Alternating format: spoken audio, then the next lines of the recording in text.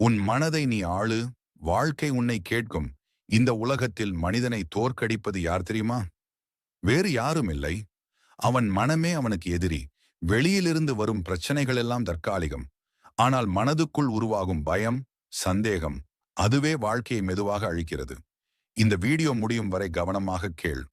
ஏனெனில் இது உன் மனதை மாற்றும். மனம்தான் வாழ்க்கை. நீ இன்றைக்கு வாழும் வாழ்க்கை நீ நேற்று நினைத்த எண்ணங்களின் விளைவு.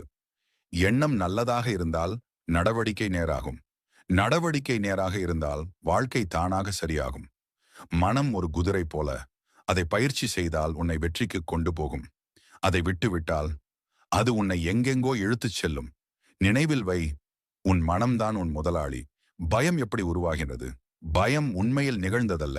பயம் என்பது நிகழக்கூடும் என்று மனம் உருவாக்கும் கற்பனை. என்னால் முடியுமா? என்ன ஆகுமோ? தோல்வி வந்தால்? இந்த கேள்விகள் எல்லாம் உன்னை பாதுகாக்க வந்தது போல தெரியும். ஆனால் உண்மையில் அவை உன்னை முன்னே செல்ல விடாமல் கட்டி போடும் சங்கிலிகள். தைரியம் என்பது பயமில்லாதது அல்ல. பயத்துடன் இருந்தாலும் முன்னே செல்வதே தைரியம். மைண்ட் கண்ட்ரோல் எப்படி ஆரம்பிக்கலாம்? முதலாவது படி கவனிப்பு. உன் மனதில் வரும் ஒவ்வொரு எண்ணத்தையும் உடனே நம்பாதே. இது உண்மையா?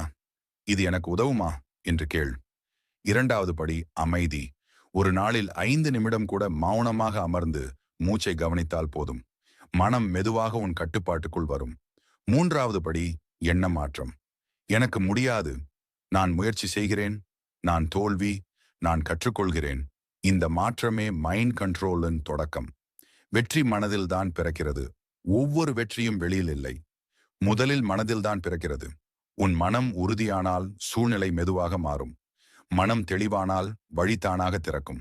மனதை வென்றவன் நேரத்தை வென்றவன். நேரத்தை வென்றவன் வாழ்க்கையை வென்றவன். இன்றொரு முடிவு எடு. மனம் உன்னை ஆளக்கூடாது. நீதான் மனதை ஆள வேண்டும். நீ மாறினால் உன் எண்ணங்கள் மாறும். எண்ணங்கள் மாறினால் உன் வாழ்க்கை மாறும். Mind control equals life control.